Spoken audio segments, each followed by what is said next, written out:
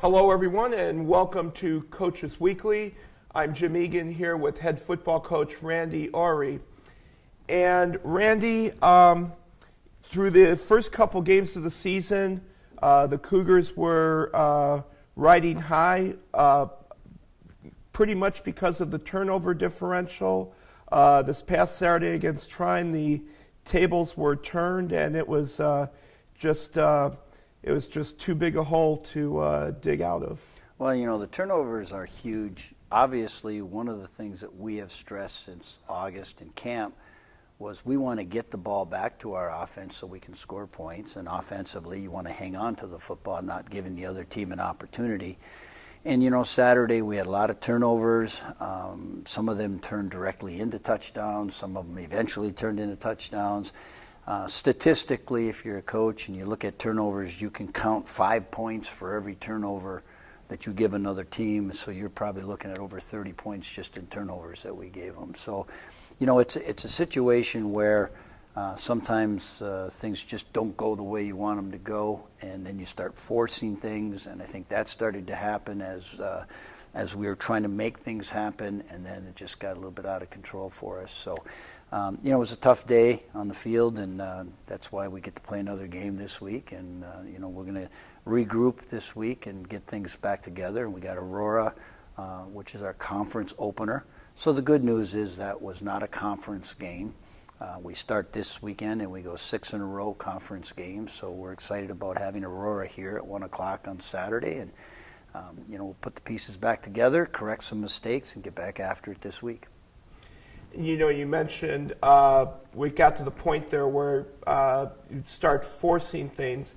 And it seems to me that, you know, while that's a lesson you would rather not have to learn during the course of a game, it's an important lesson that especially the younger players on the team have got to learn. You know, don't panic as much as it may seem natural thing to do.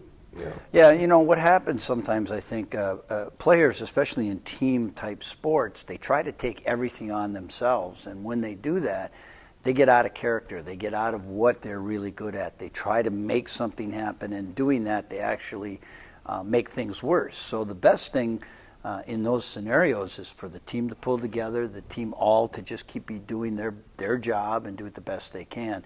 So it is a great lesson for us moving forward, and for a team.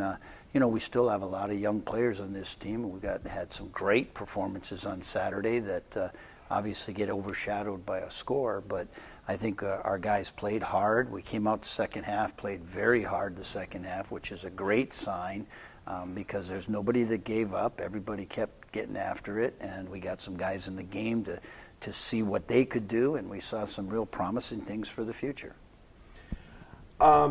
The Cougars were the bye team in the conference this past weekend. Everybody else got to play their first game against each other, and it is early in the season, and but as the Cougars get ready to play Aurora this week, start conference play, what's your maybe first impression of where the Cougars are at through their first 3 games, and just based on maybe some of the other things that you might have seen from the rest of the conference schools? Well, first off, talking, you know, can't worry about the other teams. We've got to take care of ourselves first. So what I looked at in these past few weeks is we've had 4 games that were non-conference. So it's kind of like, if you want to compare it to the NFL doing their preseason games. It's your tune-ups. It's your games that you want to test out some things, get some things done.